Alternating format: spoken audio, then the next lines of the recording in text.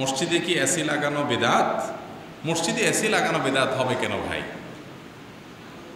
বেদাতের সংজ্ঞা সম্পর্কে জানে এরকম কোনো মানুষ এই প্রশ্নই করতে পারে না যে মসজিদে এসি লাগানো বেদাত কিনা। যিনি প্রশ্ন করেন তিনি হয়তো এটা বেদাতের সংজ্ঞা জানেন না। তো জানতে হবে আমাদের, এটা মৌলিক বিষয়, জানাটা আমাদের কর্তব্য। দুনিয়াবি বিষয়ে যত আপডেট হবে, যত নতুন হবে তত ভালো। আপনার ফ্যানের চাইতে আপডেট হলো এসি, ভালো। কিন্তু দ্বীনের বিষয়ে যত অরিজিনের সাথে মিল থাকবে তত ভালো। বুঝতে পেরেছেন? দ্বীনের ক্ষেত্রে নতুন কিছু আবিষ্কার সেটা দোষণীয়, কিন্তু দুনিয়ার ক্ষেত্রে নতুন কোনো আবিষ্কার দোষণীয় না, বরং প্রশংসনীয়। তো মসজিদে এসি দিলে আপনার ঠান্ডা হবে, শীতল পরিবেশ হবে, গরমের কষ্ট কম হবে, এটা দুনিয়াবি বিষয়। লাগাইছেন মসজিদে, কিন্তু বিষয়টা কি? দুনিয়াবি। তো এটা বেদাত হতে যাবে কেন? কথা কি বুঝাতে পারছি? বেদাত এর প্রবক্তা যারা, বিভিন্নভাবে যারা ঘুরে ফিরে বেদাত করে, এই লোকগুলো দেখবেন এই জাতীয় চালাকি কিছু কথা বলে। হ্যাঁ, তাহলে প্লেনে উঠা বেদাত, তাহলে বিমানে উঠা বেদাত, তাহলে ফ্যান চালানো বেদাত, মাইক লাগানো বেদাত, হ্যাঁ, এগুলো তারা বলে। আরে ভাই, দাঁত কোনটা আর বেদাত কোনটা এটা যদি আপনি না বুঝেন, খাবেন কেমনে? বেদাতের সংজ্ঞাটা কি? নবী করিম সাল্লাল্লাহু আলাইহি সাল্লাম বলেছেন, মান আহদাসা ফি আমরিনা হাযা মা লাইসা মিনহু ফাহুয়া রাদ। যে ব্যক্তি আমাদের এই কাজে, অর্থাৎ ধর্মের কাজে নতুন কিছু যুক্ত করবে, সেটা প্রত্যাখ্যানযোগ্য, সেটা হলো বেদাত। নতুন কিছু যদি যুক্ত হয় ধর্মের কাজে, দুনিয়ার কাজে নতুন কিছু যুক্ত হলে সেটা বেদাত কেন হবে? কথা কি বুঝতে পারছি? অতএব মসজিদে সালামের বেদাত হবে কেন? মানে অনেক অসৎ মানুষ দেখা যায় যে আলেম ওলামাদের নামে বা বিভিন্ন মানুষের নামে না বলা কথাগুলোকে লিখে ছড়াই দিচ্ছে। হ্যাঁ, এই মানুষগুলো মধ্যে অনেকে এমন আছে এটাকে দিনের কাজ মনে করতেছে। মিথ্যা কথা, প্রতারণা, কিভাবে দিনের কাজ হয়?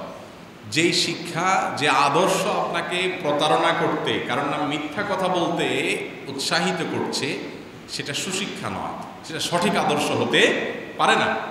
আপনি কোনো আলেমের অনুসরণ করেন, এজন্য আরেক আলেম বলেন নাই এমন কথাও তার নামে লিখে আপনি ছড়াইতেছেন, হ্যাঁ, বিকৃত করছেন। তাহলে সেক্ষেত্রে যে আলেমের অনুসরণের কারণে আপনি এই শিক্ষাটা পেলেন বা এটা আপনি করছেন, আপনার সে অনুসরণটা সঠিক অনুসরণ না, আপনি অজাগায় আছেন। কারণ মুসলমান কখনো প্রতারক হয় না, মুসলমান কখনো মিথ্যাবাদী হয় না, সেটা শত্রুর সাথেও হয় না। আল্লাহ আমাদেরকে হেদায়েত দান করুন। এরপর প্রশ্ন হলো, আমাদের অফিসে জোহর এবং আসরের জামাত হুজুর দ্বারা পড়ানো হয়, কিন্তু মাগরিবের জামাতে আমাকে পড়াতে হয়। আমি হয়তো হুজুরদের মতো সহিশুদ্ধভাবে পড়াতে পারি না, এক্ষেত্রে আমার নামাজ পড়ানো কি সঠিক হবে? খুব দরকারি একটা মাসআলা। ইমামতি কারা করতে পারবে? ইমামতি করার জন্য কি যোগ্যতা দরকার? কত ক্লাস পড়লে মাদ্রাসায় তারপরে সেই ইমামতির যোগ্য হবে? এটার উত্তর হলো যে ইমামতির জন্য আসলে মাদ্রাসায় কোনো ক্লাসে পড়া বা কোনো ক্লাসের সংখ্যা শেষ করা এটা কোনো শর্ত না। যিনি নিজে বিশুদ্ধভাবে সালাত আদায় করতে পারেন তিনি অন্যের ইমামতি করতে পারবেন। একজন পুরুষ তিনি নিজের সালাতটা সঠিকভাবে আদায় করার মতো দক্ষতা, আদায় করার মতো যোগ্যতা তার থাকলেই তিনি কি করতে পারেন? যে কারণে ইমামতি করতে পারবেন। অতএব সাধারণ মানুষ ইমামতি করতে হেজিটেশন করা উচিত না যদি তার বেসিক এবং মৌলিক বিষয়গুলো জানা থাকে। সূরা কেরাতগুলো আপনার মোটামুটি শুদ্ধ আছে, একদম আফার ক্লাসে শুদ্ধ নাই। আর মৌলিকভাবে সালাতের ফরজ ওয়াজিব আপনি জানেন, আপনার পিছনে সালাত আদায় করতে পারবে অন্যরা। কথা কি বুঝাইতে পারছি? তবে যদি একজন মানুষ একেবারে খুল্লম খোলা ফাসিক হয়, ফাসিকের আলামত বহন করে, তাহলে অনেক ইমামদের মতে তার পিছনে অন্যদের জামাতে সালাত আদায় করাটা মাকরুহ। বাট ইমামতি করতে হলে মাদ্রাসায় পড়তে হবে, হাফেজ আলেম হইতে হবে, এরকম কোনো পূর্ব শর্ত নাই। এমনকি আপনার গায়ে লম্বা জামা নাই, জুব্বা নাই, ফাড়া পাঞ্জাবি আছে, কিংবা ফাড়া পাঞ্জাবিও নাই, হয়তো শার্ট আছে, এটা ভালো, মার্জিত পোশাক আছে, তারপরও আপনি যদি ইমামতি করেন আপনার পিছনে অন্যদের সালাত বিশুদ্ধ হয়ে যাবে, যদি ওই যে মৌলিক ইমামতির জন্য যে যোগ্যতা, অর্থাৎ ইমামতির জন্য এক্সট্রা কোনো যোগ্যতা নেই। মূল যোগ্যতাটা কি? আপনি নিজের জন্য যা দরকার ইমামতির জন্য সেটা দরকার। আমরা অনেকে ভয় পাই এই জন্য যে আমরা মনে করি ইমামতি করতে বোধহয় অনেক দোয়া দরুদ পড়া লাগে, বিশেষ করে যখন ইমাম হব আমি তখন বোধহয় কোনো নাওয়াইতুয়ান টোয়াইতুয়ান আছে যে নাওয়াইতুয়ান আন আউম্মা হা উলা ইল মুক্তাদিন, এরকম কোনো দোয়া দরুদ মনে হয় আছে? নাই, এরকম কিচ্ছু নেই। আপনি নিজে একা একা কীভাবে সালাত আদায় করেন ঠিক একইভাবে ইমামতি করবেন। অনেক সময় দেখা যায় ৩-৪ জন মানুষ কোনো কারণে তাদের জামাত মিস হয়ে গেছে, এই লোকগুলা কোনো অফিসে আদালতে কোনো একটা জায়গায় কোনো নামাজের জায়গায় কোনো পাঞ্জাগানা ইয়াতে নামাজ পড়েন, একা একা নামাজ পড়েন। আমাদের দেশে এই চিত্রটা অহরহ দেখা যায়, খুবই দুঃখজনক একটা কথা। সালাতুল জামাআতে তাফদুলু সালাতাল ফাযযি বি87 দারাজা, হাদিসে বর্ণিত হয়েছে একাকী নামাজ পড়লে যে পরিমাণ সওয়াব মানুষ পায়, ওই নামাজটাই যদি কারোর সাথে জামাতে পড়ে তাহলে 27 গুণ বেশি সওয়াব পায়। চিন্তা করেন আপনি, 27 গুণ। 1 টাকায় 27 টাকা পাইলে আপনাকে কেউ বেঁধেও রাখতে পারবে না। এই অফার মিস করবেন না আপনি। অথচ আপনি দিব্যি 4 জন 4 টুকরা হয়ে আলাদা আলাদা নামাজ পড়তেছে, একটা ফরজ নামাজ। উচিত হলো এখানে একজন ইমামতি করবে আর বাকিরা মুক্তাদি হবে। হ্যাঁ, ইমামতের ক্ষেত্রে একটা বিষয় আছে, সেটা হলো যে কয়জন মুসল্লি থাকবে মুক্তাদি থাকবে তাদের মধ্যে তুলনামূলকভাবে যিনি কোরআন ভালো বেশি পড়তে পারেন, যার ভিতরে নামাজের মাস্তা মাসাইলের এলিম বেশি আছে, তিনি ইমামতের জন্য অধিক হকদার। কথা কি বুঝতে পারছি? এখন ধরেন 5 জন আসছেন, এই 5 জনের ভিতরে একজন এই বেচারা সালাতের মাস্তা মাসাইল এলিমটা বেশি আছে, তার কেরাতটা একটু বেশি শুদ্ধ, তো এই তাদের মধ্যে ওনাকে ইমামতের জন্য উপযুক্ত মনে করতে হবে, তাকে দিতে হবে, বাস এইটুকু। কিন্তু এটাতেও যদি হেরফের হয় তাতেও জামাত হয়ে যাবে, হবে না, ব্যাপারটা এরকম না, এটা উন্নতমানের ব্যাপার। এই জন্য আমরা একাকী সালাত আদায় না করে চেষ্টা করব জামাতের সাথে সালাত আদায় করার। একজন মানুষও যদি আপনার সাথে থাকে আপনি চেষ্টা করবেন কি করার? জামাতে সালাত আদায় করার, কারণ অনেক গুণ বেড়ে যাবে সওয়াবের। আল্লাহ তাআলা আমাদেরকে বোঝার তৌফিক দান করুন। এখানে আরেকটা সূক্ষ্ম মাসআলা আছে বলে রাখি, সেটা হলো ধরেন কেউ একা একা সালাত শুরু করছে, একা একা তিনি ফরজ সালাত শুরু করছে, আপনি বুঝতে পারছেন যে তিনি সালাত শুরু করছে একা একা জোহরের, আপনি আসছেন, এখন আপনি এসে কি করবেন? আপনিও একা একা শুরু করবেন? আমরা বেশিরভাগ ক্ষেত্রে সারা দেশের সাধারণ চিত্র এটা, 1999 জনে আমরা এই কাজ করি যে আমি এসে আলাদা শুরু করি, তাই না? অথচ আমার উচিত ওই লোক যিনি দাঁড়াইছেন তার পাশে দাঁড়াইয়া তার ইক্তেদা করা, এমনভাবে দাঁড়ানো যে তিনি বুঝতে পারেন, প্রয়োজনে তাকে টাচ করা যেতে পারে, তিনি বুঝলেন যে হ্যাঁ এই লোক আমার কি করতেছে, ইক্তেদা করতেছে, বাস জামাতের সাথে আদায় করেন। আর ওযু করে আসছেন দুজন একসাথে দুজনের মধ্যে জামাত করতেছেন না, এটা করা উচিত না। মসজিদের মধ্যে দ্বিতীয় জামাত করা নিয়ে ফোকাহাদের মধ্যে কিছুটা ইখতিলাফ আছে। ফোকাহ হানাফের মতে এটা মাকরুহ দ্বিতীয় জামাত করা, কিন্তু মসজিদের বারান্দায় একটু আউটসাইডে এইসব জায়গাগুলোতে করাতে কোনো ইখতিলাফ কারণ নাই। নবী করিম সাল্লাল্লাহু আলাইহি সাল্লাম মসজিদে সালাত আদায় করেছেন, নামাজ শেষ জামাত, এরপরে এক ব্যক্তি আসছেন, তখন নবী সাল্লাল্লাহু আলাইহি সাল্লাম বলেছেন এই ব্যক্তিকে কে হেল্প করবে জামাতে সওয়াব পাওয়ার জন্য? তখন একজন বলছে আমি করব। তিনি কিন্তু আগে নামাজ পড়ে ফেলছেন নিজেরটা, ফরজটা, তখন ওই ব্যক্তি ওনার সাথে এই পরে আসা লোকটার সাথে মুক্তাদি হয়ে দাঁড়াইছে, এর ফলশ্রুতিতে লোকটা জামাতে সালাত আদায় করলো। যে ব্যক্তি মুক্তাদি হয়ে দাঁড়ালো তার পরের নামাজটা যেটা জামাতের সাথে পড়লো একজনের সাথে, সেটা নফল হয়ে গেল, আর আগেরটা তো তার ফরজ আগেই হয়ে গেছে, তাইলে ওই লোকটা জামাতের সওয়াব পাইল। এই হাদিস থেকে কি শিক্ষা পেলাম? যে আমার নবী করিম সাল্লাল্লাহু আলাইহি সাল্লাম চাইতেন না যে আমরা একা একা নামাজ পড়ি, সবসময় কি চাইতেন তিনি? আমরা জামাতের সাথে নামাজ পড়ি। অতএব চেষ্টা করবো না ইনশাআল্লাহ। আচ্ছা, সাধারণ মানুষ যারা আছেন জামাতে সালাত আদায় করাইতে চান না, হেজিটেশন ভেঙে ফেলেন। কিসের হেজিটেশন? আপনি যদি মনে করেন যে সবাই আপনার মতোই, কেরাতের মান আপনার মতোই, তো আলহামদুলিল্লাহ আপনি তাদের ইমাম হতে পারেন, কোনো অসুবিধা নাই, এর জন্য আলাদা কোনো দোয়া নেই। ভাই, নিজের মৃত্যুর স্বপ্ন দেখলেই যে আমি মরে যাব এমনটা সঠিক না। অনেক সময় মৃত্যুর স্বপ্ন দেখলে হায়াত আরও বেশি থাকার ইন্ডিকেট পাওয়া যায়। স্বপ্ন বুঝেন, স্বপ্নের ব্যাখ্যা বুঝেন, এরকম মানুষের পরিমাণ এখন সমাজে অনেক কমে গেছে, খুঁজে পাওয়া যায় না। অথচ স্বপ্নের ব্যাখ্যা একটা গুরুত্বপূর্ণ পাঠ। আমাদের ঢাকায় বা বাংলাদেশে স্বপ্নের ব্যাখ্যা সম্পর্কে ভালো বুঝেন, পাণ্ডিত্য রাখেন, এরকম মানুষ খুঁজলে আমি অন্তত খুঁজে পাই না খুব বেশি। আমি নিজেও জানি না, বুঝি না, এ সম্পর্কে আমার কোনো এক্সপার্টনেস নাই। কিন্তু এটা ইসলামের গুরুত্বপূর্ণ একটা দিক ছিল, কেন যে হারিয়ে গেল বুঝলাম না। স্বপ্ন, সত্য স্বপ্ন ইমানদারের, এটা নবুয়তের গুরুত্বপূর্ণ একটা পার্ট। কিয়ামত পর্যন্ত ইমানদার সত্য স্বপ্ন দেখবে। কিয়ামত যত নিকটবর্তী হবে ইমানদারদের সত্য স্বপ্নের পরিমাণ আরও বাড়বে। এই স্বপ্নগুলোর ব্যাখ্যা তো জানতে হবে, এটার চর্চাটাই নেই। ইমাম ইবনে সিরিন রহমতুল্লাহ আলাইহি স্বপ্নের ব্যাখ্যার জন্য প্রসিদ্ধ ছিলেন, অনেক বড় মুহাদ্দিস ছিলেন তিনি। এই স্বপ্নের ব্যাখ্যা যারা পণ্ডিত উলামারা আছেন তাদের কাছ থেকে জানার চেষ্টা করবেন। বাকি আমি শুধু মৌলিক এতটুকু বললাম, নিজের মৃত্যুর স্বপ্ন দেখলেই যে আমি মরে যাব, ব্যাপারটা সেরকম না। এমন হতে পারে স্বপ্ন দেখলাম আমার মৃত্যুর, অথচ আমার হায়াত বাড়বে। তো এই জন্য স্বপ্নের ব্যাখ্যা যারা বুঝছেন তারা ভালো করে পড়তে পারবেন। আর স্বপ্ন দেখলে মৌলিক একটা নীতিমালা আমরা এর আগে বলছিলাম, যে স্বপ্ন দেখার পর আপনার মধ্যে অস্থিরতা কাজ করবে, পেরেশানি কাজ করবে, মনে হচ্ছে যে আপনি খারাপ কিছুর ইন্ডিকেট পেয়েছেন, সেই স্বপ্ন দেখার পর মানুষকে বলে বেড়াবেন না, ইস্তেগফার করবেন, আল্লাহর কাছে দোয়া করবেন, আল্লাহ এই স্বপ্নের ক্ষতি থেকে আমি পানা চাই। এবং তৎক্ষণাৎ যদি ঘুম ভেঙে যায় উঠে 2 রাকাত সালাত আদায় করবেন, বাম পাশে 3 বার থুতু ফেলবেন, আউযুবিল্লাহ পড়বেন, ইনশাআল্লাহ আল্লাহ আপনাকে হেফাজত করবেন, আপনি আল্লাহর আশ্রয় প্রার্থনা করবেন। আর যদি স্বপ্নে দেখার পর আপনার কাছে ভালো লাগা কাজ করে, খুশি কাজ করে, তাহলে সেখান থেকে ভালো কোনো ইন্ডিকেট আপনি পেতে পারেন। এটা একটা নীতিমালা শুধুমাত্র আম। এর বাইরে আপনার পার্টিকুলার কোনো ঘটনার আলাদা করে ব্যাখ্যা বিশ্লেষণ করার মতো ইলম আমার নাই, এ বিষয়ে আমার ধারণা খুব বেশি জ্ঞান নাই। আলেমদের একত্রকরণ বা তাদের নিয়ে ভবিষ্যতে কাজ করার কি উদ্যোগ গ্রহণ করতে পারে? দেখেন, ঐক্য নিয়ে আমাদের সবার চিন্তা আছে।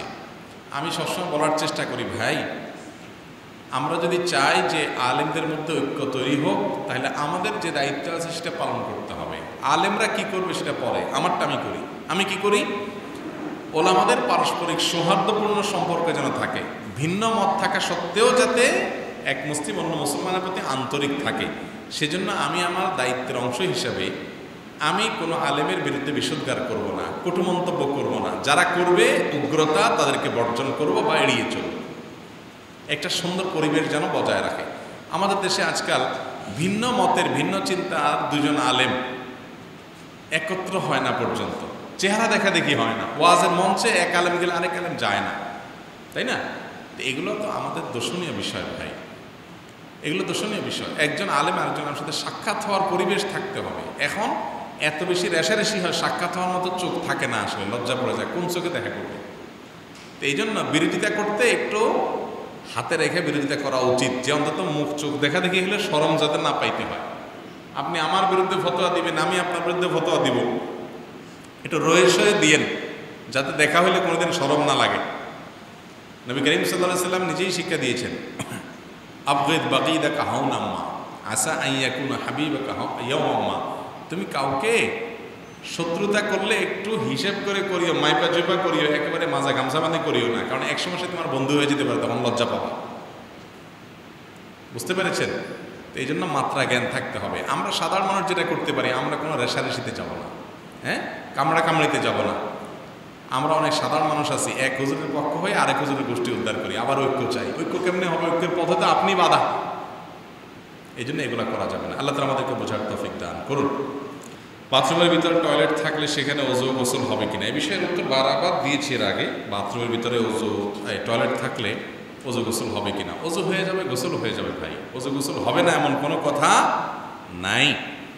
তবে টয়লেটের ভেতরে যদি প্যান বা আপনার কমর এটার সাথে বেসিনের কোনো আড়াল না থাকে, ওই জায়গায় ডাইরেক্ট ওযু করলে বিসমিল্লাহ বলাটা অনুচিত, মনে মনে বলবেন।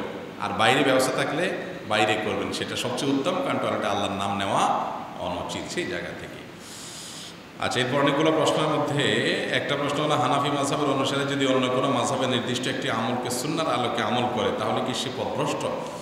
না ভাই, সে পথভ্রষ্ট নয়, যদি তার দলিলের ধার বিবেচনা করার ক্ষমতা থাকে এবং কোনো একটা মাসআলার ক্ষেত্রে ভিন্ন কোনো মতের উপর আমল করে দলিলের ধারের ভিত্তিতে তার যদি সেই দক্ষতা যোগ্যতা থাকে তার ভিত্তিতে তিনি যদি অন্যটার উপর আমল করেন বিচ্ছিন্নভাবে, তিনি হানাফিয়ার থেকেই খারাজ হবেন না ইনশাআল্লাহ। আপনার গোমরাহ হওয়া তো পরের কথা। হানাফি মাযহাবের অনেক ওলামা, অনেক ইমাম যুগে যুগে ছিলেন যারা মাযহাবেরই কোনো মতের ভিন্ন মত অবলম্বন করেছেন। শেখ আব্দুল হাই লখনবী রহমতুল্লাহ আলাই অনেক মাসআলা, তিনি হানাফি মাযহাবের একজন বড় ইমাম ছিলেন, অথচ অনেক মাযহাবে, এবং উনি একেবারে শুরুর দিককার মানুষ তাও না, ভারত মহাদেশের বেশি দিন আগের মানুষ না। তো এর কারণে তিনি গোমরাহ হয়ে গেছেন এটা কেউ তো বলেন নাই। এরকম আরও অনেক ওলামা একরাম আছেন, সমকালীন যুগে অনেকে আছে, বিধায় এটা গোমরাহি নয়। আমি হাদিসের বাংলা অনুবাদ পড়ি এবং আলহামদুলিল্লাহ অনেক কিছু জানতে পেরেছি এবং বক্তার কথা হাদিসের সাথে মিল পেলে তার উপরে আমল করি। কিন্তু আমাদের এক হুজুর বলেছে হাদিস শুধু আলেমরাই পড়তে পারে, কথাটা কি সঠিক? ভাই, হাদিস শুধু আলেমরা পড়বে এটা সঠিক কথা না।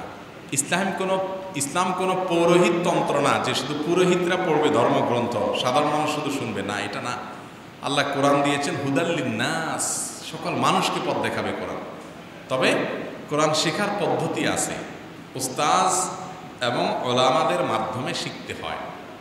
নিজে নিজে সম্পূর্ণ কারো সহযোগিতা ছাড়া ডিকশনারি আর গুগল ট্রান্সলেট দিয়ে দিন শেখা যায় না। এক্ষেত্রে মানুষ বিভ্রান্ত হওয়ার আশঙ্কা থাকে। আমাদেরকে আল্লাহ রাব্বুল আলামিন শুধু কোরআন দেন না আসমান থেকে, কোরআনের পাশাপাশি নবীও দিয়েছেন যাতে কোরআন ব্যাখ্যা করে বুঝাইতে পারে।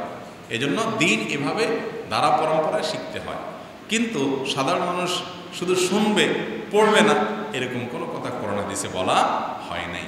তবে হ্যাঁ, হাদিস সম্পর্কে ইলিম, কোরআন সম্পর্কে ইলিম অর্জন আপনি করলেন, এর বিপরীতে বা এর উল্টা বা এটা ছাড়া আরও কোরআন হাদিসের বক্তব্য আছে কিনা, থাকলে সেক্ষেত্রে সামঞ্জস্যের জায়গাটা কোথায়, এগুলো আপনাকে বের করার চেষ্টা থাকতে হবে। হুট করে কোনো একটা জেনেই আরেকজনকে ডিসকারেজ, আরেকজনকে গোমরা বলে দিবেন না, এগুলো মূর্খতা, অজ্ঞানতা। কথা কি বুঝাতে পারছি? আজকাল দেখা যায় 2-4টা হাদিস জানার পরেই তিনি এটার উপর ভিত্তি করে অন্যদের উপরে ফতোয়া দিচ্ছেন এবং অন্যদের পরে বাজে কমেন্ট করছেন। এগুলো উচিত না ভাই। আপনি যদি আপনার ইলমকে আল্লাহ তাআলা পর্যাপ্ত দিয়ে থাকেন, তারপরেও মন্তব্যের ক্ষেত্রে মূলনীতি আছে, উসুল আছে। হ্যাঁ, সাধারণ মানুষ আমি কতটুকু মন্তব্য করব, কতটুকু আমার মন্তব্য করা উচিত সাজে, আমার ইলমের দৌড় কতটুকু, সেই মাপ অনুযায়ী আমাকে কথা বলতে হবে। কথা কি বুঝাতে পারছি ভাই? তো এই জন্য কোরআন হাদিস সাধারণ মানুষ পড়বেন, কেন পড়বেন না? যদি কেউ আপনাকে নিষেধ করে এটা সঠিক না। তবে হ্যাঁ, আপনার কোরআন হাদিসের ইলম অর্জনের ক্ষেত্রে আপনার কোনো না কোনো ওস্তাজের তত্ত্বাবধান থাকা উচিত, ভালো দক্ষ বিচক্ষণ বিদগ্ধ আলেমের তত্ত্বাবধান থাকা উচিত। আপনার কোনো মত বিনিময় থাকলে তার সাথে ডিসকাশন করবেন। হ্যাঁ, কোনো ডিসকাশন বোঝার কিছু থাকলে তাহলে সেক্ষেত্রে আপনার কোনো জানার ত্রুটি থাকলে তিনি সেটা সংশোধন করে দিবেন। কথা কি বুঝতে পারছি? এবং জানার কোনো শেষ নাই। আমি একটা শিখলাম, এটাকে একেবারে জাবর কেটে বাকি সব ফতোয়া দিয়ে এর উল্টায় দিলাম না ভাই। এগুলা জ্ঞানের সীমাবদ্ধতার কারণে মানুষ করে। যখন মানুষ অনেক বেশি জানে তখন তার মুখ আস্তে আস্তে বন্ধ হয়। যখন ওই যে একটা কথা আছে না, জ্ঞানের প্রথম এটা হলো ওই অল্প পানির মাছের মতো, খুব বেশি আওয়াজ করে একটু কিছু জানলে। যত বেশি জানে তত গভীর পানির মাছের মতো ডুব দিতে থাকে, তার ভিতরে আপনার ওজন ভারত্ব বাড়তে থাকে। এজন্য পাতলামি করা যাবে না, বুদ্ধিমত্তার পরিচয় দিতে হবে, কমেন্টস করার ব্যাপারে সাবধান থাকতে হবে। আল্লাহ তাআলা আমাদেরকে বুঝার তৌফিক দান করুন। ফসল ফলানোর উদ্দেশ্য ছাড়া যদি বীজ বপন করা হয় তার জন্য কি পাপ হবে? যদি পাপ হয় তাহলে যুক্তি কিভাবে? এর উত্তর হলো যে আপনি ফসল যদি ফলানোর উদ্দেশ্য নিয়ে বীজ বপন করেন তাহলে আপনি আল্লাহর কাছে আজর পাবেন যদি আজরের আশা করেন। ইহতিসাব যদি থাকে, অর্থাৎ আপনি একটা বীজ লাগাচ্ছেন এজন্য যে নবী করিম সাল্লাল্লাহু আলাইহি সাল্লাম বলেছেন, কেউ যদি মামিন মুসলিমিন ইয়াগরিস গারসান, কোনো মুসলমান যদি আও ইয়াজরা জারআন, কোনো মুসলমান যদি কোনো গাছ লাগায়, কোনো চাষাবাদ করে, সেখান থেকে ফল ফসল হয়, সেখান থেকে মানুষ বা প্রাণী খায়, তাহলে এই ব্যক্তিকে আল্লাহ রাব্বুল আলামিন এর বিনিময়ে সাদাকার সওয়াব দিবেন। ওই হাদিস মাথায় রেখে সওয়াবের আশায় যদি আপনি বীজ লাগান তাহলে আপনি সওয়াব পাবেন। সওয়াবের আশা ছাড়া এমনি বীজ লাগান তাহলে সওয়াব পাবেন না। বাকি বীজ লাগাইলেন, এটা ভালো কাজ আপনার দ্বারাই হলো। নিয়ত যদি না থাকে আল্লাহর কাছ থেকে আজরের বা জাগতিক উদ্দেশ্য নিছক থাকে, তাহলে এটা ইবাদত হলো না, নেকামল হলো না। তারপরেও কাজটা ভালো। আর ফসলের উদ্দেশ্য নয়, আপনি বীজ ফেলে দিয়েছেন, ওখান থেকে ফসল হয়ে গেছে, আপনার উদ্দেশ্যও ছিল না, তো এটার কারণে পাপ হবে না। যদিও উচিত বীজ বলেন আর এ জাতীয় যাই আছে সেটা বলেন, এগুলো ফসল উৎপাদন যেন হয় সেইভাবে বপন করা উচিত, যাতে করে আমি নিজে কিংবা অন্য কেউ কিংবা আল্লাহর বিভিন্ন সৃষ্টি জগতের প্রাণী আছে তারা যেন উপকৃত হতে পারে, এ উদ্দেশ্যে আমরা সেগুলো লাগাবো। তাহলে সেক্ষেত্রে সেটা অর্থবহ হবে। আপনি একটা আম খেলেন, খেয়ে বীজটা ফেলে দিলেন যেখানে সেখানে, এটা না করে যেখানে ফেলেন সেখানে যাতে ওইটা একটা চারা গজাইতে পারে, সেই চারাটাকে আবার যাতে পরিচর্যা করা যেতে পারে, এতটুকু চেষ্টা থাকা উচিত। ইমানদারের ছোট বড় সমস্ত কাজেই সিরিয়াসনেস থাকতে হবে। ভালো কাজের ক্ষেত্রে ইতিবাচক, মন্দ কাজের ক্ষেত্রে সতর্কতামূলক। নবী করিম সাল্লাল্লাহু আলাইহি ওয়াসাল্লাম বলেছেন, লা তুহাক্কিরান্না মিনাল মা'রুফি শাইআ, তুমি কোনো ভালো কাজকে ছোট মনে করবে না, কোনো ভালো কাজকে ছোট মনে করবে না। একজন সালাফ বলেছেন, রুব্বা আমালিন সাগীরিন তুকাব্বিরুহুন নিয়্যা, অনেক ছোট ছোট আমল আছে, নিয়ত এবং উদ্দেশ্যটা ভালো থাকার কারণে সেটা বিশাল বড় আমলে পরিণত হয়। তো এই জন্য এই যে বিশেষ করে এখন আপনার ফলের মৌসুম চলছে, নানা রকম ফলের মৌসুম শেষ হচ্ছে বা চলছে, তো এখন হোক আর যে কোনো সময় হোক, যে কোনো ফলের বীজ, ফসলের বীজ, এগুলো নষ্ট না করে আমরা সেগুলোকে যথাস্থানে ব্যবহার করব, উৎপাদনের নিয়ত করব, নিজে না হোক অন্য কেউ যাতে চারা থেকে উপকৃত হয় সেই উদ্দেশ্যে এগুলোকে আমরা বপন করব, ফেলব, এবং আল্লাহর কাছ থেকে সওয়াবের আশা করব যে এর বিনিময়ে আল্লাহ আমাকে সওয়াব জানা দেন ইনশাআল্লাহ। এই ছোট ছোট আমলগুলো আমাদের জান্নাতে যাওয়ার কারণ হতে পারে। ইমানদার সবসময় পরোপকারী হবে, নিজের আশপাশের সমাজের সকলের উপকার করবে। এই জন্য আপনার চিন্তা থাকবে যে বীজটা আমি খেয়ে এমনি ফেলে দিলাম, লাভ কি? একটু ভালো জায়গায় ফেলি, ড্রেনে ফেলে দিলে কী লাভ হবে? মাটি আছে সেখানে ফেলি, সম্ভব হলে একটু মাটির নিচে পুঁতি, সেখান থেকে যাতে একটা চারা হয়। চারা দেখছেন কোথাও, চারাটাকে একটু পরিচর্যা করেন, নিজে ফল না খান আরেকজন খেতে পারবে, আপনি সওয়াব পাবেন। এরকম ইতিবাচক চিন্তা আমাদের থাকতে হবে। আল্লাহ তাআলা তৌফিক দান করুন।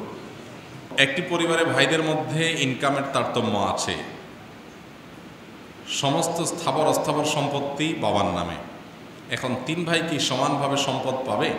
উল্লেখ্য বড় 2 ভাই থেকে ছোট ভাই 8 বছরের ছোট। দেখুন, বাবার যে সম্পদ সেটার মালিকানা ভাইরা সমান হারে পাবেন। যে কয় ভাই থাকবেন সবাই সমান হারে পাবেন, ছোট ভাই যা পাবেন বড় ভাইও তা পাবেন। এখন প্রশ্ন হলো, বড় ভাই হয়তো মাসে 50,000 টাকা কামাই করে, মেজজন হয়তো মাসে 30,000 টাকা কামাই করে, ছোটজন হয়তো এখনো কামাই করেই না। তো যে 50,000 টাকা কামাই করে, সে 50,000 কামাই করে 40,000 টাকাই সংসারে দিয়ে দেয়, যে 30,000 টাকা কামাই করে সে 20,000 টাকা দেয়, আর যে ছোট সে তো দিতেই পারে না। এখন বাবার সম্পদ পাওয়ার ক্ষেত্রে ছোটজন তো কিছুই দেয় না, তাহলে তার কিছুই কি পাওয়া উচিত না? মেজজন অল্প দেয় সেজন্য তার অল্প পাওয়া উচিত, বড়জন বেশি দেয় সেই হারে তার বেশি পাওয়া উচিত? উত্তর হলো না।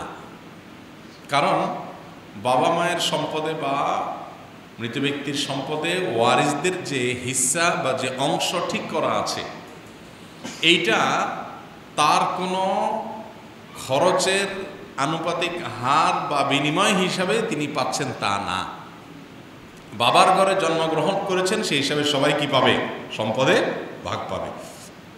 তাহলে প্রশ্ন হলো, বড়জন যে বেশি খরচ করছে, মেজজন তার একটু কম করলো, ছোটজন আর একটু কম করলো, তাহলে বেইনসাফ হলো না? এর উত্তর হলো না, বেইনসাফ না। কারণ এটা তো রেস্টুরেন্ট না, এটা তো উনি যে খরচ করছেন তার বিনিময়ে পাচ্ছেন তা না। এই সম্পদটা পাচ্ছেন বাবার সন্তান হওয়ার কারণে। অতএব সন্তান সমান পাবেন সমান হারে, ছেলেরা, মেয়েরা মেয়েদের হারে। কিন্তু বড় ছেলে যে বেশি খরচ করছেন তার জন্য তিনি আল্লাহর কাছে বিনিময় পাবেন। মেজরজন আর একটু কম খরচ করছেন, তিনি কম বিনিময় পাবেন। ছোটজন একেবারে খরচ করতে পারছেন না, তিনি এই ক্ষেত্রে সওয়াব থেকে বঞ্চিত থাকবেন, কারণ তিনি খরচ করতে পারেননি। পরিবারের জন্য ব্যয়ভার, পরিবারের ব্যয়ভার বহন করা, পরিবারের জন্য খরচ করা, এটা সওয়াবের কারণ। অন্য ভাই বেরাদার তো পরের কথা, নিজের বিবাহিত স্ত্রীর মুখে যদি আপনি খাবার তুলে দেন বা তার জন্য খাবার জোগাড় করেন, তো সেই জোগাড়টাও আপনার সাদাকার সওয়াব এনে দিবে আপনাকে। হ্যাঁ, নবী করিম সাল্লাল্লাহু আলাইহি সাল্লাম বলেছেন, তুমি তোমার স্ত্রীর মুখে যে খাবারটা তুলে দিচ্ছ বা তার জন্য যে খাবার জোগাড় করে আনছো, এটার কারণে তুমি সাদাকার সওয়াব পাবে।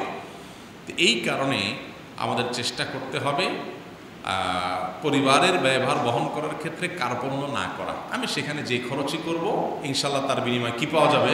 সব পাওয়া যাবে। সব কিছুকে জাগতিক এবং বৈষয়িক আপনার লাভ ক্ষতি দিয়ে বিচার করা, এটা মুসলমানের চরিত্র না। মুসলমানের দৃষ্টি শুধু দুনিয়াতে না, আখিরাতেও। অতএব প্রত্যেকটা বিষয়ে শুধু দুনিয়াতেই কি পাইলাম এই চিন্তা করলে তাহলে তার মুসলমানিত্বই থাকে না। এই জন্য ভাই ব্রাদার, বাবার সংসারে বাবা চালাইতে পারছেন না, বা ছোট ভাই ব্রাদার আছে, বোনরা আছে, তাদের জন্য আপনার খরচ করলে তার বিনিময়ে তিনি সওয়াব পাবেন। আরেকটি বিষয় হলো যে আননেসেসারি কোনো খরচ যদি হয়, ধরেন একটা ছেলের অসুস্থ হয়ে গেছে বাবার, তার সুস্থতার জন্য ট্রিটমেন্ট করার দায়িত্ব মূলত বাবার সামর্থ্য নেই, কোনো ছেলে তাকে লোন দিয়েছে বা অন্য কোনো কাজে লোন নিয়েছে বাবা তার কাছ থেকে, সেটা আবার বাবা তার সম্পদ থেকে লোন পরিশোধ করবে। ছেলে থেকে বাপ লোন নিতে পারে। ধরেন বাপ একটা বাড়ি করেছে, এই বাড়িটা সবাই সমান হারে ভাগ পাবে, তাহলে কোনো এক সন্তানের কাছ থেকে বাপ লোন নিতে পারে, আবার বাপের অন্য সম্পদ বিক্রি করে সে লোন এই ছেলেকে পরিশোধ করতে পারে। এটা হলো আর্থিক লেনদেন, হবে সম্পূর্ণ অপরিচিত মানুষের মতো, সেটা ভিন্ন ইস্যু। বাট পরিবারের জন্য আপনি খরচ করেছেন, যৌথ পরিবারে আছেন, এটার জন্য আপনি আল্লাহর কাছে আজর আশা করবেন, সওয়াব আশা করবেন, এবং এইটার ভিত্তিতে সম্পদের হেরফের করবেন, কম বেশি করে ভাগযোগ করে নেবেন, এই সুযোগ নাই। জুমার খুতবা বাংলায় দেওয়া কি হারাম? আরবি ব্যতীত জুমার খুতবা দেওয়া যাবে কিনা? না ভাই, জুমার খুতবা বাংলা দেওয়া হারাম, এত বড় কথা বলার কোনো সুযোগ নাই। কেউ বলেছেন কিনা আমি জানি না। আরব ওলামাদের অনেকে মাতৃভাষায় খুতবা দেওয়াটাকে উত্তম বলেন, এবং মাতৃভাষার বাইরে অন্য ভাষায় আরবিতে খুতবা দেওয়ার ব্যাপারে অনুত্তম বলেন, কেউ সুন্নাহর খেলাফ বলেন। কিন্তু এটাকে হারাম কেউ বলার দুঃসাহস করেছেন বলে আমার জানা নাই। মাতৃভাষায় খুতবা দিতেই হবে, অন্য ভাষায় খুতবা দিলে হবে না, এরকম কথাও কেউ বলেন না যে অন্য ভাষায় খুতবা দিলে হবে না, জুমা হবে না, খুতবা হবে না, এমনটি বলার কোনো সুযোগ নেই। এরকমটি কেউ বলেনও না। তবে এটা নিয়ে আর সম্প্রতি বিতর্ক দেখা দিচ্ছে, আগে থেকেও বিতর্ক আছে যে মাতৃভাষায় খুতবা দেওয়া উত্তম নাকি আরবিতে খুতবা দেওয়া উত্তম, সুন্নাহসম্মত কোনটা। কিন্তু হারাম কিংবা খুতবা হবেই না, জুমা হবেই না, বিষয়টা এই রিলেটেড না। আল্লাহ মাফ করুক, আমরা বিতর্ক করতে এত বেশি পছন্দ করি, ওকাল ইনসানু আকসারা শাইইন জাদালা, ঝগড়া করা, বিতর্ক করা, এগুলো আমাদের সবচেয়ে পছন্দের কাজগুলোর একটা। ছোটোখাটো বিষয় নিয়ে বিতর্ক হলো, এটাকে আমরা টেনে বড় করতে খুব পছন্দ করি, খুব বড় করে দেখাই। আল্লাহ তাআলা আমাদেরকে পরিমিতি বোধ নিয়ে যেন আমরা চলতে পারি, সেই তৌফিক দান করুন। আমার ডেকোরেটরের ব্যবসার কাজে বিভিন্ন হিন্দুদের ধর্ম উৎসবে কাজ করি, তাহলে ওই ব্যবসাটি আমার জন্য হালাল হবে কিনা? দেখেন, ডেকোরেটরের ব্যবসা হোক অথবা লাইটিংয়ের বিজনেস হোক বা অন্য কিছু হোক, আপনি একটা জিনিস মাথায় রাখবেন, আপনার এই বাণিজ্যের মাধ্যমে প্রত্যক্ষ সরাসরি কোনো অন্যায় কাজের সহযোগিতা হচ্ছে কিনা। যদি হয় তাহলে সেটা আপনার জন্য করা জায়েজ নাই। আপনার ডেকোরেটর ভাড়া নিয়ে সেখানে শিরিক করবে, মুশরিকরা পূজা করবে, তাহলে পূজা করাটা, শিরিক করাটা কবিরা, মানে এটা সবচেয়ে জঘন্য অপরাধ, আকবারুল কাবায়ের। তো সেই কাজটা করবে, আপনি তাকে এগুলো ভাড়া দিয়ে সহযোগিতা করছেন, তাহলে সেক্ষেত্রে আপনি আল্লাহর কাছে আসামি হয়ে যাচ্ছেন এবং এটার দায়ভার আপনাকে বহন করতে হবে। কিন্তু আপনি জানেন না সে কি করবে, পরোক্ষভাবে যায় কোনো অন্যায় টন্যায় হলো, তাহলে ইনশাআল্লাহ আপনার দায়ভার নাই। এখন কথা হলো কি করবেন? উত্তর হলো, এক্ষেত্রে যদি আপনি জানেন সে আপনার এটা দিয়া অপকর্মই করবে, তাহলে আপনি তার কাছে ভাড়া দিবেন না। বিভিন্ন অজুহাতে, মিথ্যা না বলে, কৌশলে আপনি এড়িয়ে যাবেন। আপনার হাতে একটা ছুরি আছে, একজনে আপনার কাছ থেকে ছুরিটা চাইছে, কেন? কারণ সে আরেকজনকে খুন করবে। আপনি জানেন যে আপনার হাত থেকে ছুরিটা নিয়ে এসে আরেকজনকে খুন করবে, আপনি ছুরিটা তাকে দিলেন বাড়ায়, নিয়ে এসে একজনকে খুন করলো, দোষ আপনার উপরে আসবে না? আসবে না। আপনি কি এটা বলবেন আমি তো খুন করি না, আমি তো ভাড়া দিছি? এটা বললে চলবে? আপনার ডেকোরেশন, আপনার লাইটিং, আপনার এগুলা ভাড়া নিয়ে একজনের শিরক করলো ওইটা দিয়া, তা আপনি কি সেই দায়ভার অবশ্যই বহন করতে হবে। আল্লাহ বলেছেন সূরা মায়েদা, ওয়ালা তাআওয়ানু আলাল ইসমি ওয়াল উদওয়ান, পাপ, গুনাহ এবং সীমালঙ্ঘনের কাজে তোমরা একে অন্যের সহযোগিতা করো না, এই জন্য এটা করা যাবে না। এখন কথা হলো যে এইভাবে যদি চলি তাহলে দুনিয়াতে ভাত জুটবে? উত্তর হলো জুটবে, একটু কম জুটবে, কম। দুনিয়াতে বেশি খাবেন, আবার জান্নাতে যায়ও বেশি খাবেন, এটা আশা করেন কেমনে? দুনিয়াতে একটু কম খান যাতে করে আখিরাতে একটু বেশি খাওয়া যায়। ভাইরা আমার, এই লোভনীয় অফারগুলোকে ডিনাই করতে ইমানের জোর লাগে, জোর, ইমানের জোর লাগে, স্ট্রং ইমান লাগে। হারাম আমার দরকার নেই। আমার পাশে আরেকজন ব্যবসা করে, সে দিনে 50,000 টাকা কামাই করে, আমি দিনে 5,000 কামাই করি, আলহামদুলিল্লাহ। এই হালালের মধ্যে আল্লাহ আমার কি রেখেছেন? ইনশাআল্লাহ বারাকা রেখেছেন। আল্লাহ তাআলা আমাদেরকে হালালকে অর্জন করা এবং হারামকে বর্জন করার তৌফিক দান করুন। এর জন্য হিম্মত লাগে।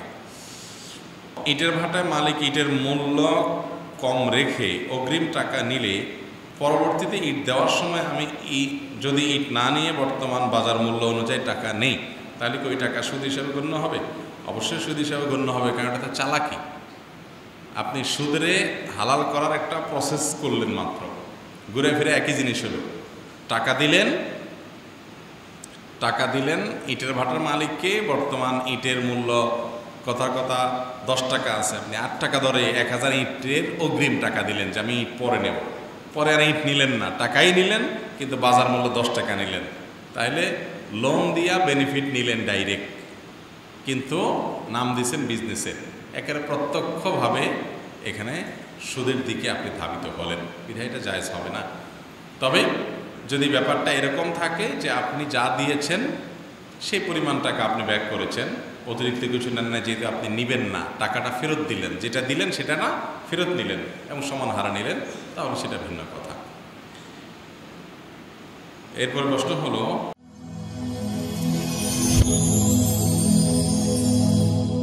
Rose TV 24. Enjoy by listening to the Holy Quran.